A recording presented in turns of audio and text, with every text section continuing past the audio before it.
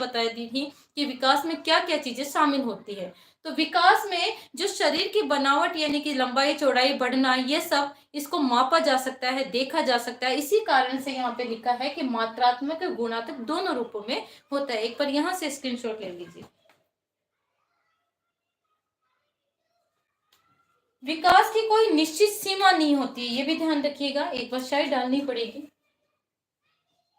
आप अच्छे से नोट बना लीजिए। मैं 1-2 मिनट लगेगा मेरे को।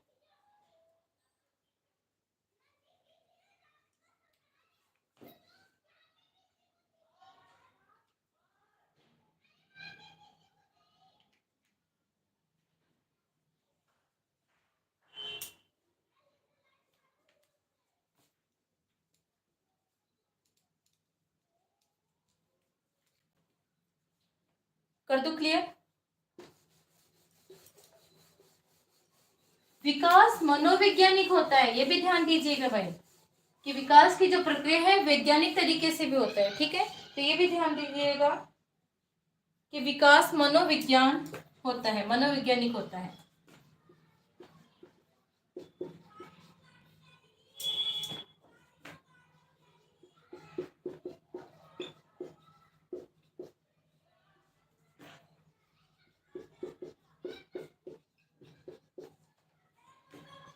विकास की प्रक्रिया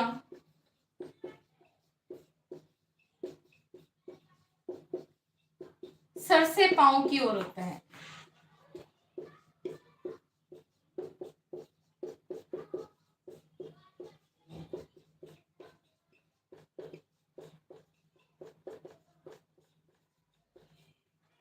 क्लियर है। विकास रेखीय व लंबवत हो ऐसा जरूरी नहीं।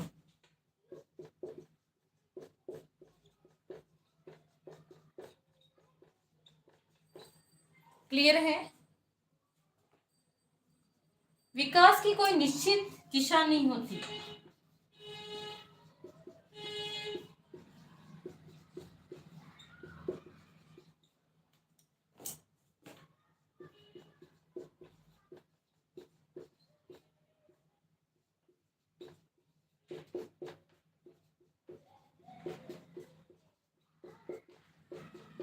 तो ये सारे लक्षण किसके हैं? विशेषता के। ठीक है। विकास आंतरिक और बाहरी दोनों रूपों में हो सकती है। आंतरिक दिखाई नहीं देता, बाहरी दिखाई देता है। ठीक है,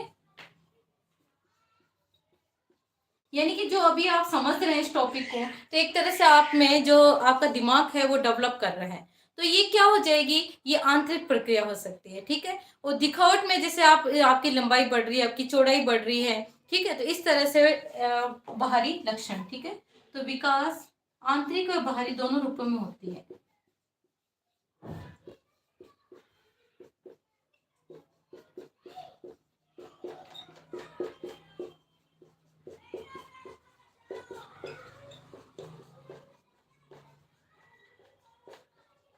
चलिए, ये टॉपिक रहे सारे हमारे विशेषता के।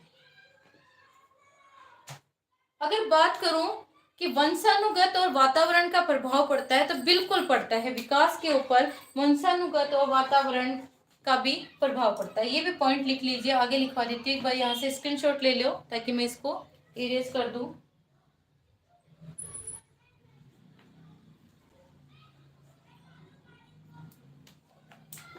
वंशानुगत और वातावरण का जो प्रभाव है वो विकास पर पड़ता ही है। यानी कि वंशानुगत मल्टीप्लाई परिवर्तन क्या कहलाएगा? विकास कहलाएगा। ठीक है, यानी कि कहने का मतलब है कि जो वंशानुगत है,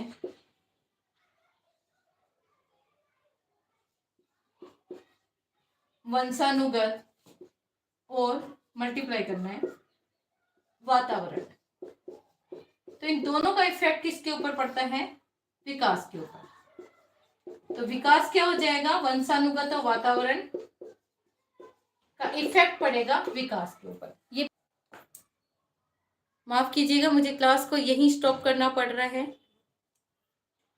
ठीक है, तो आज के लिए इतना ही, कल फिर मिलेंगे इसी टॉपिक के साथ। बहुत कम समय दिए।